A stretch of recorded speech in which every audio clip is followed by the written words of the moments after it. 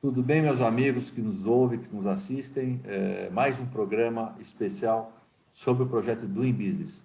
Hoje, com a presença especial da Secretaria Especial da Receita Federal do Brasil, na pessoa do Adriano Subirá, grande amigo nosso, grande profissional, e que vem aqui muito ligado a essa questão do Doing Business, vem conosco hoje falar um pouquinho desse projeto, especialmente no que tange a questão dos impostos, né, dos pagamentos dos impostos, né, que é, vamos dizer assim, um dos calcanhares de Aquiles, né, segundo as pesquisas, né, da nossa classificação geral hoje nesse sistema do projeto do Inbis. Então, e o Wilson Gimenez aqui também, do nosso lado, que tem feito a captação de empresas para serem respondentes nesse projeto, quer dizer, a importância disso, né? A relevância disso, de levar pessoas técnicas, empresas técnicas que conhecem com profundidade a temática, né?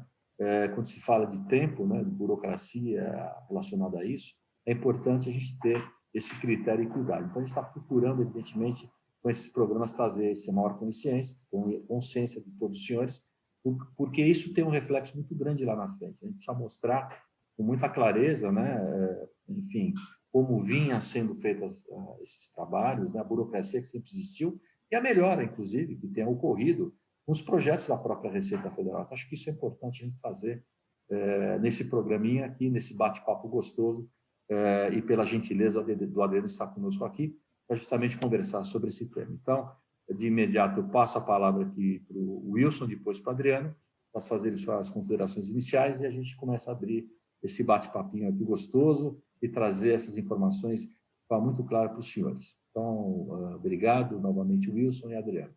Pode falar, Wilson. Bom, espero que todos estejam bem. Esse bate-papo aqui nosso é de suma importância para convocar as pessoas a terem consciência, né, no momento de responder às questões relativas ao questionário do Doing Business, em especial aí ao pagamento de impostos, né? É importante ter muita responsabilidade e precisão na quantificação das horas gastas, né, em cada uma daquelas questões que estão ali sendo perguntadas, né? E aí agradeço também aí ao Adriano a presença em estar aqui conosco, né, para a gente fazer esse bate-papo e esclarecer aí algumas questões em relação a essa pesquisa do Banco Mundial. Muito bem. Adriano, por favor.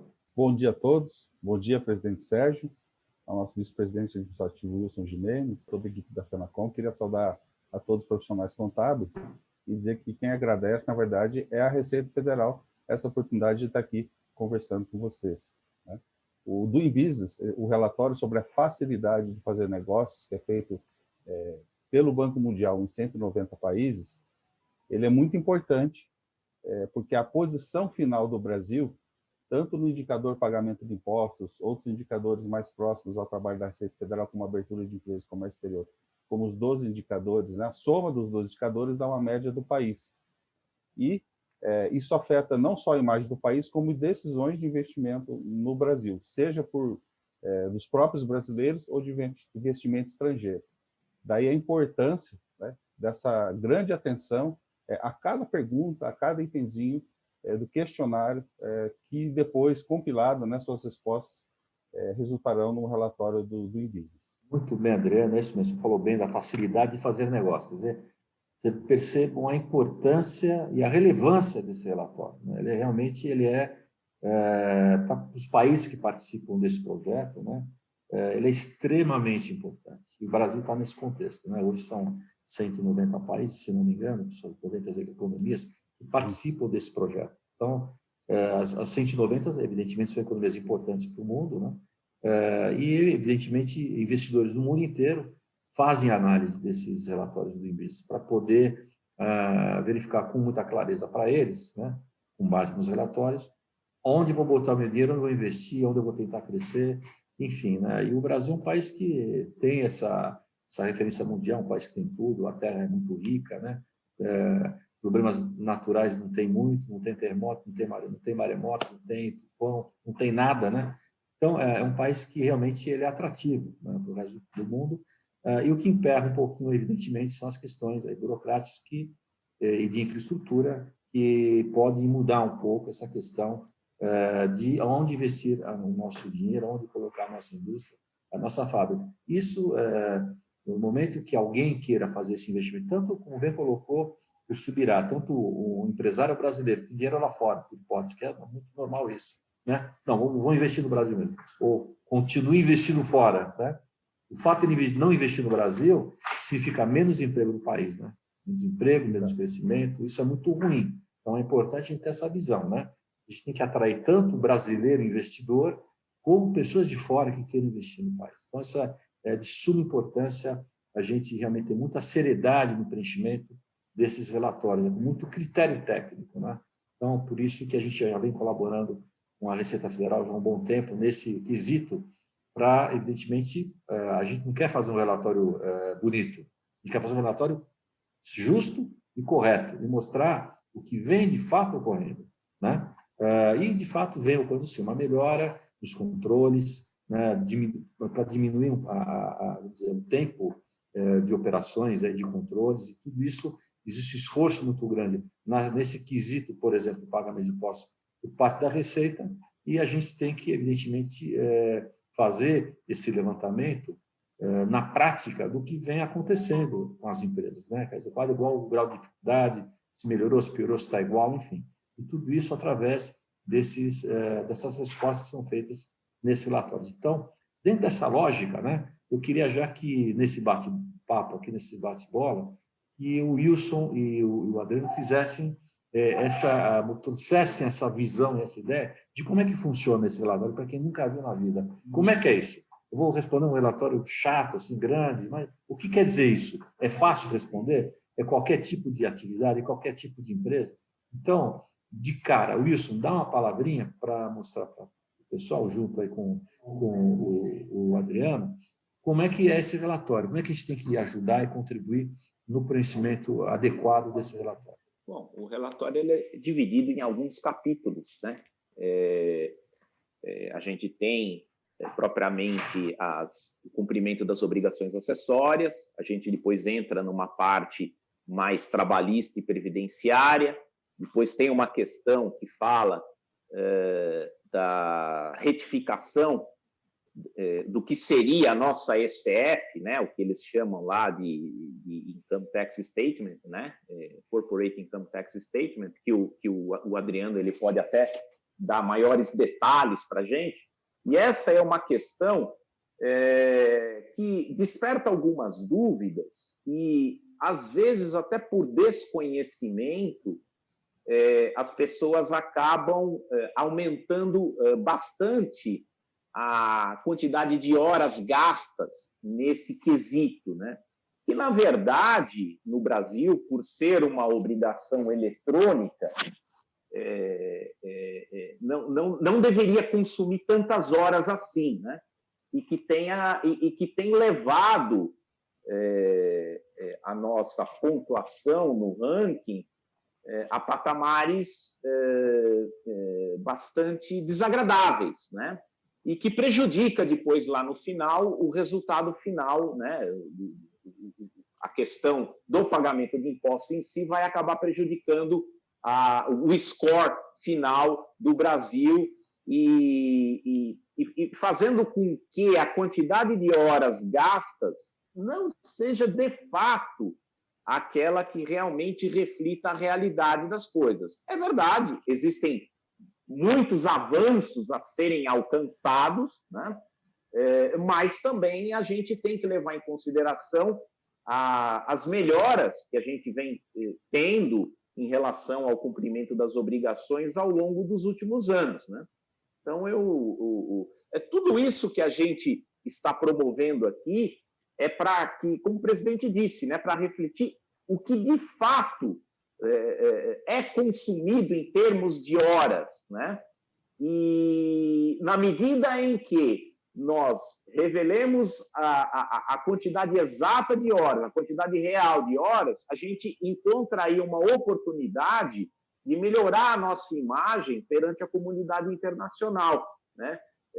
Deixando claro que o ambiente de negócios no Brasil, na verdade, ele tem melhorado, não tem piorado. Então, gostaria de ouvir aí o Adriano Subirá as suas considerações a respeito disso. Então, o questionário, para que possa comparar, né, para que o Banco Mundial, para que o relatório do Doing Business, ele ofereça uma comparação confiável e razoável do ponto de vista estatístico, contábil, econômico, ele aplica o mesmo caso, uma mesma descrição de empresa para os 190 países, né?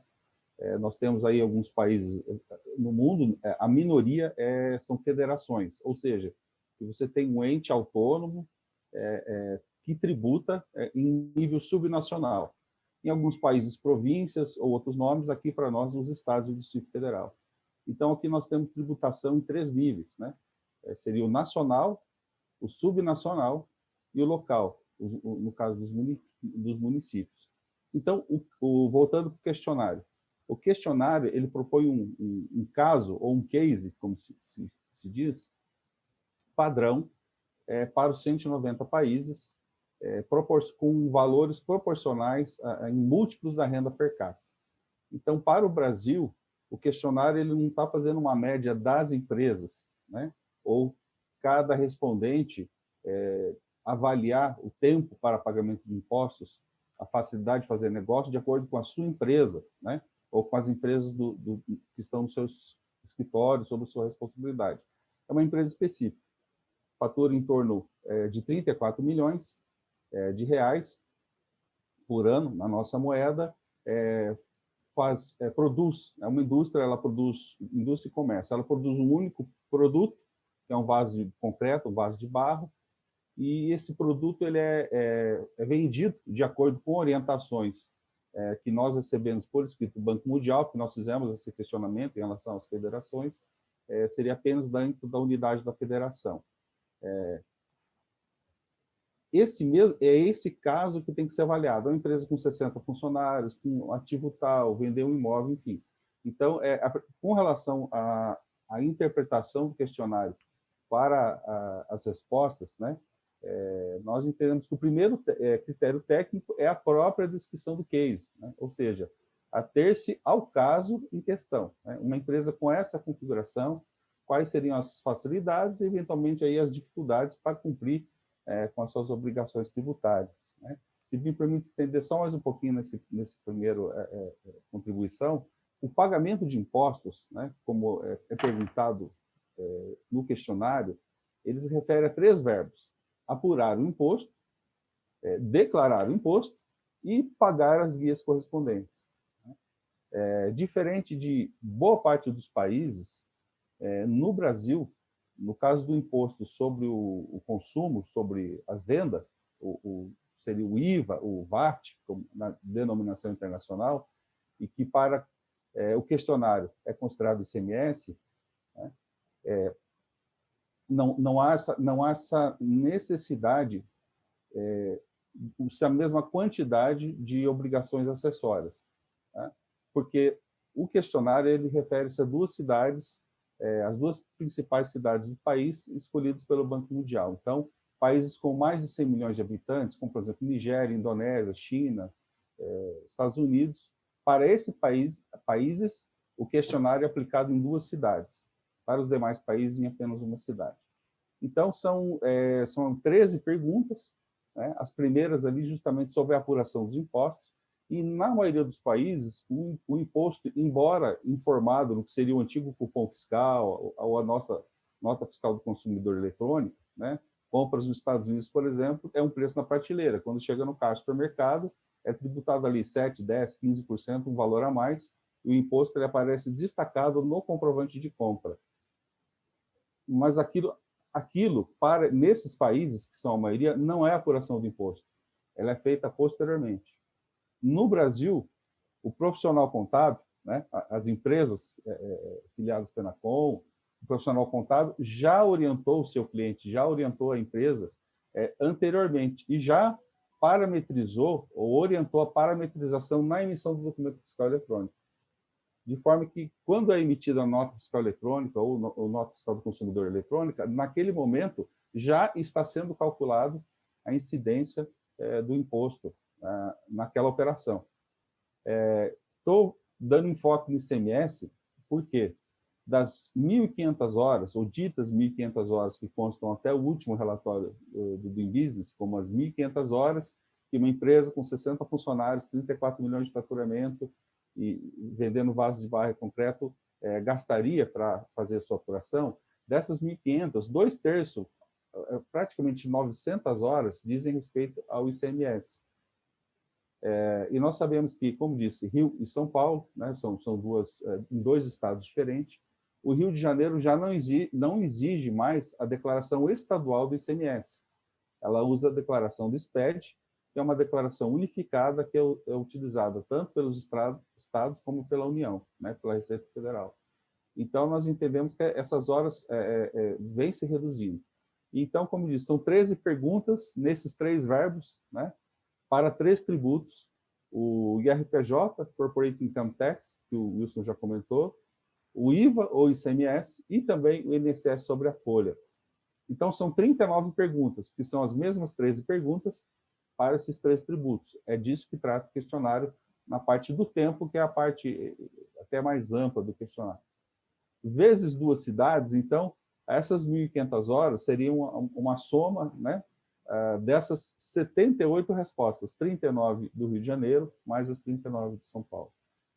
Concluindo essa primeira intervenção, lembrando que o indicador, né, o indicador pagamento de impostos, ele é a média simples de 4 índices: o tempo para pagamento de impostos, né, que esse que é normalmente o mais falado dentro do pagamento de impostos e até do próprio business, mas também mais 3 itens, que são os procedimentos pós-retificação.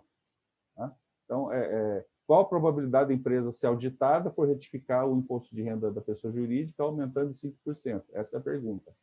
E tem mais 2 itens, né? Um sobre a carga tributária efetiva, que essa empresa, né, que a gente escreveu, dos 34 milhões, 60 funcionários e vende os vasos, quantos por cento do lucro líquido, né, dela serão direcionados, né, dirigidos, ou seja, para o pagamento de impostos. Melhor dizendo, qual a proporção da soma dos impostos que essa empresa sofre, tributação, em relação ao seu lucro líquido no final. Né? Lucro líquido já depois dos impostos, claro. Então, essa é uma outra questão. E, por último, a facilidade de pagamento.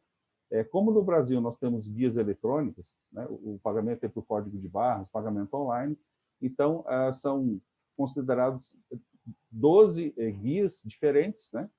Mas como ele é eletrônico, então isso não é multiplicado por 12 meses. Por ser eletrônico, ele já considera que são 12 por ano.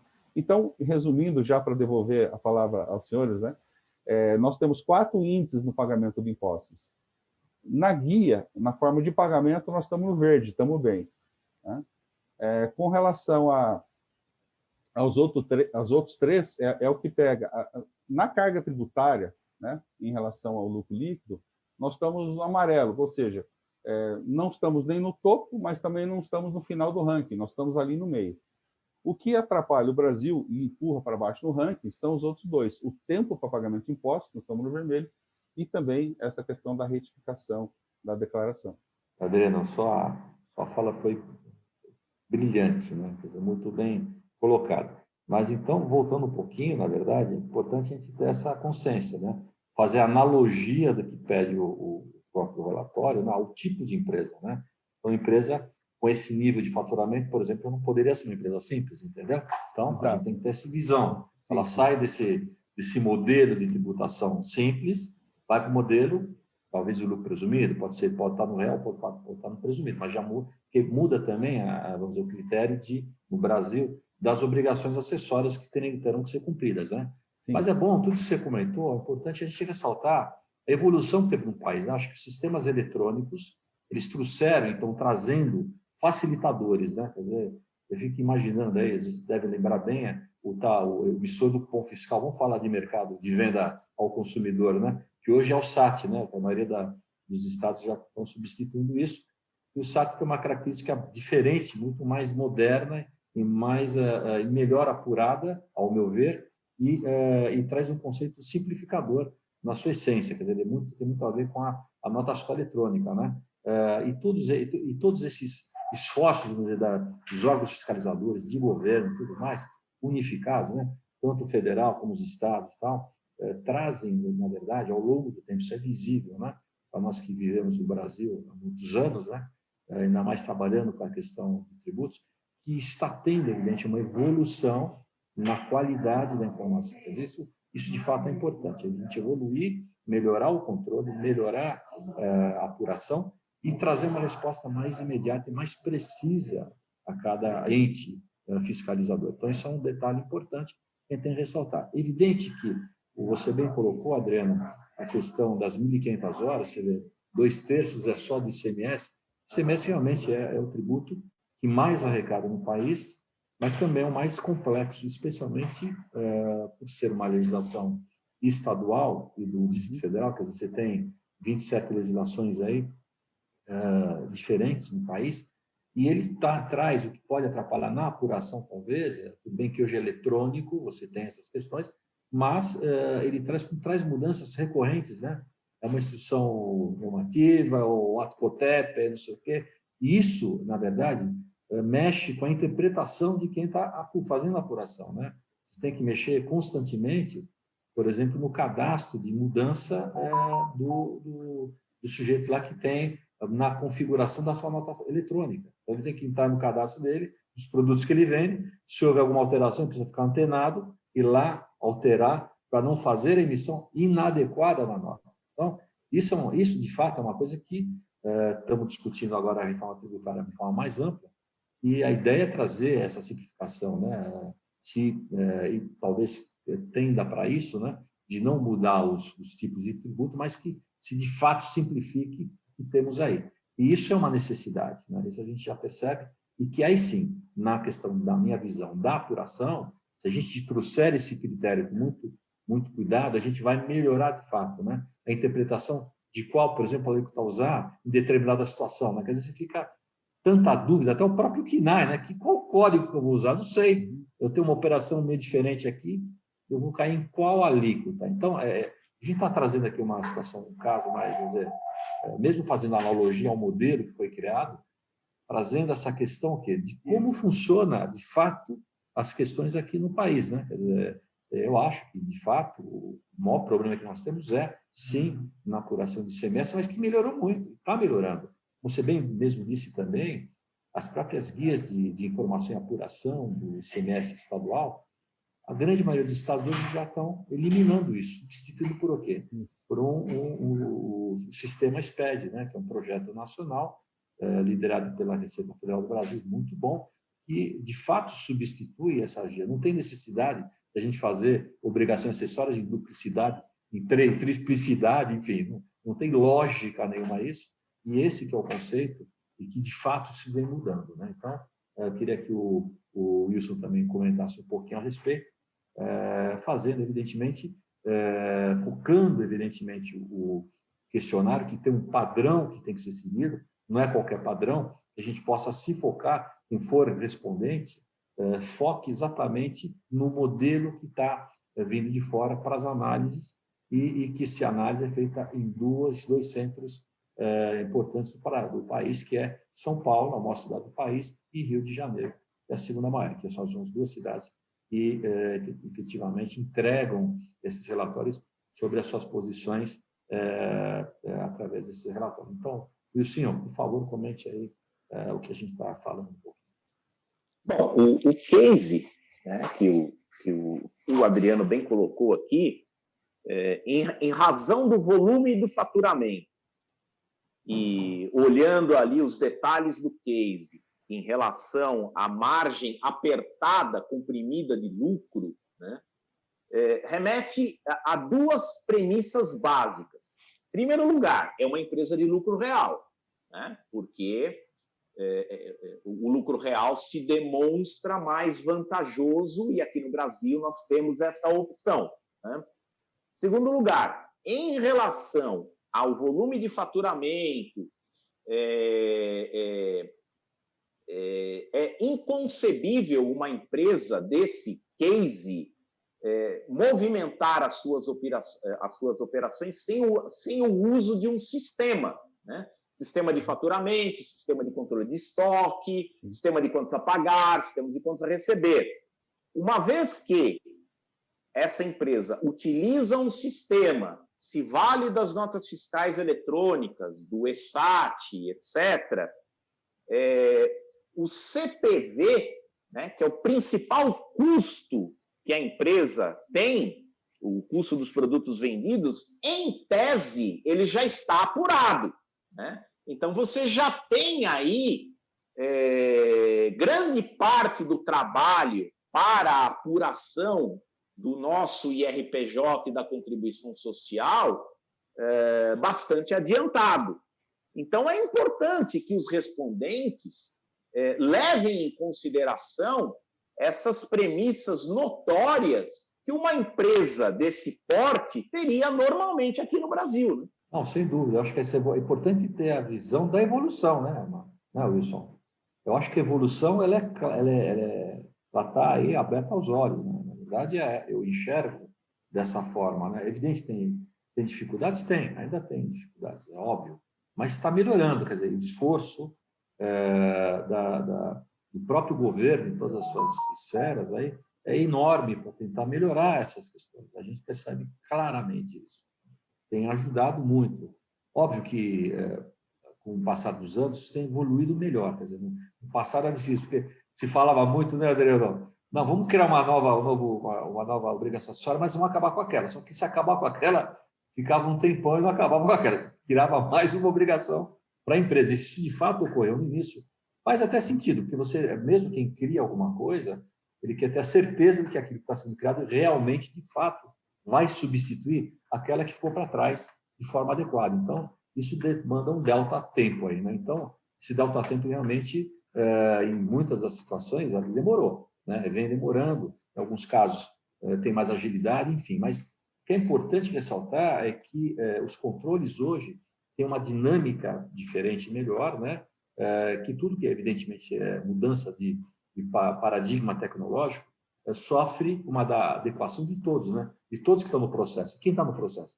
Todo mundo, desde o governo que cria determinadas adequações, até na ponta lá que opera essa alteração. Então, essa adequação não é simples, e é do ser humano ficar mais incomodado com novidades. No começo, pô, mas tem que mudar, tem que fazer isso, tem que fazer. E depois ele vai se adequando, vai entendendo. Enfim, isso demanda um tempo, de fato, até nas adequações, né? Mas evidentemente, quem está no dia a dia do empreendedorismo, dos negócios, você percebe com clareza que as coisas vêm, de fato, melhorando para a simplificação, as respostas são mais imediatas em todos os níveis, né? E isso que a gente, evidentemente, tem que ter em mente na hora de fazer esses relatórios. E vocês, empresários da contabilidade, que, na minha visão, são as pessoas mais adequadas a fazer isso, têm essa percepção muito mais latente, porque vocês estão no dia a dia dos negócios, né, dos seus clientes, né? A gente entende exatamente os problemas. Agora, tem problema de tecnologia? Tem. Isso é natural, né? Às vezes cai a força, a energia, cai o computador, dá um problemaço, e aquele dia você pode ter perdido o trabalho, pode ter um monte de problema. Na hora que você vai ligar o computador, ele não volta igual. Enfim, isso aí existe. Isso faz parte também do dia a dia do trabalho. Mas dentro da lógica normal, da evolução que existia, né, que está existindo, tecnologicamente falando, para colaborar nas apurações e no pagamento para o governo, dos tributos, eu acho que, evidentemente, houve uma evolução, está tendo uma evolução. Temos dificuldade? Temos, mas está melhorando bastante. Então, acho que é isso que a gente tem que ter em mente e tentar, evidentemente, fazer o questionário da forma mais adequada possível, mostrando essas realidades. Eu acho que é isso que é importante, não, Wilson? Só mais um detalhe. Por ser do lucro real, né, a modalidade do PIS e COFINS, evidentemente, vai ser a não cumulativa.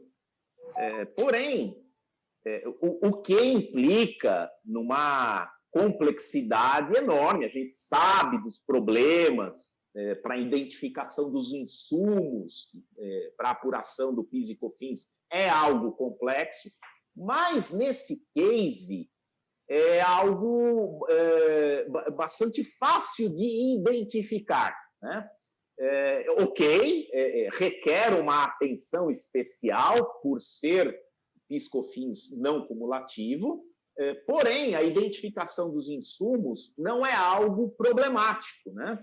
O que pode ser identificado de uma maneira bastante prática, né? E que vai consumir o seu tempo, mas não aquele tempo que consumiria um case de maior complexidade. Eu gostaria que o Adriano aqui, você vê que o tempo passa rápido e a gente já está no final do nosso programa, mas eu gostaria que o Adriano fizesse suas últimas considerações a respeito desse primeiro programa, viu? Serão outros também, viu, Adriano? Você vai ser o convidado mais vezes para vir aqui, bater um papo, talvez focar mais, mas é importante você dar aí as suas últimas considerações antes de a gente fechar esse início de tema a respeito de um projeto tão importante para o país, né? Para o país, porque a gente tem que, evidentemente, mostrar a realidade, vai mostrar a questão evolutiva dessa nossa realidade, né? E também um olhar diferente de quem, de fato, se interessa nesses números para poder trazer maiores investimentos e crescimento do país. Então, Adriano, por favor. Obrigado, Sérgio. Bom, me permitam sugerir, né, ao profissional contábil, ao empresário de contabilidade, tratar o questionário como se fosse um cliente chegando na tua empresa. Olha, nesse meu caso, quantas seriam as horas? Né? Me permitam essa analogia. Levando em conta esses fatores, como, por exemplo, o Wilson acabou de falar com relação aos insumos. Olhando as perguntas, né, nós estamos focando mais no índice ali do tempo. Eu gostaria de falar sobre a retificação, mas nós temos ali em torno de 400 horas que estão informadas como o tempo necessário para juntar informação. Né? Então, eu imagino que 400 horas seria para procurar caixas com documentos. A gente sabe que essa não é a realidade. Alguns documentos importantes nós guardamos, a Receita guarda, mas a maioria está digitalizada e os documentos fiscais são eletrônicos, né? A própria DANF não é um documento fiscal, é só uma demonstração de um documento que ele é eletrônico. Então, esse tempo para recuperar a informação, nós entendemos que são uploads para os aplicativos que farão a declaração. Né? Outros dois tempos que lá no relatório dão em torno de praticamente 20% das 1.500 horas é o tempo para envio da declaração, não é para preencher, para olhar se tem pendência, é só para envio. E envio a gente sabe que é eletrônico, é por um clique. Né? E também mais de 100 horas para pagamento das guias. Daria mais de 10 horas por mês, então eu teria que ficar 2 tardes na fila do banco por mês para pagar as guias de impostos para dar essas tantas horas. Então, essa atenção, né, assim, tendo um critério muito técnico, como sempre age aí o contador, a contadora, né, essa atenção técnica nas respostas, esse juízo crítico que o contador tem e a contadora usa o tempo todo.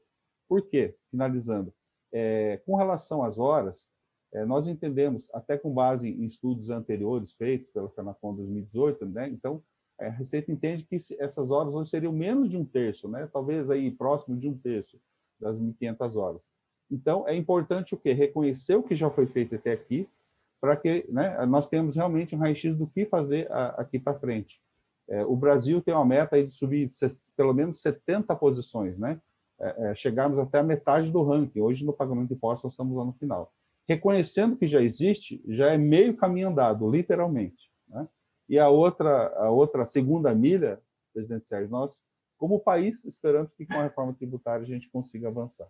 Obrigado, Adriano. E Wilson, queria que você complementasse, então, a sua fala final, a conscientização, né, aos empresários aí, e o registro, né, e o reconhecimento do Banco Mundial dessas empresas e pessoas que colaboram com esse questionário. Então, é legal você fazer esse comentário, você que está muito integrado, você que fez no passado a representação do nosso sindicato de São Paulo, Sescom São Paulo, e hoje está fazendo o mesmo trabalho de forma brilhante aí pela FENACOM, né? Você que é a nossa pessoa que tem um contato maior com esse trabalho ligado ao Doing Business, então gostaria que você trouxesse aí o seu recado ao final desse programa, por favor. O Banco Mundial ele concede aos respondentes um certificado de participação, né, que do ponto de vista institucional eu entendo que é uma coisa muito importante, né?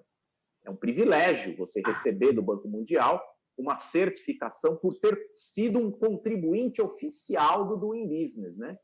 E especificadamente aí no nosso questionário do pagamento de impostos, né?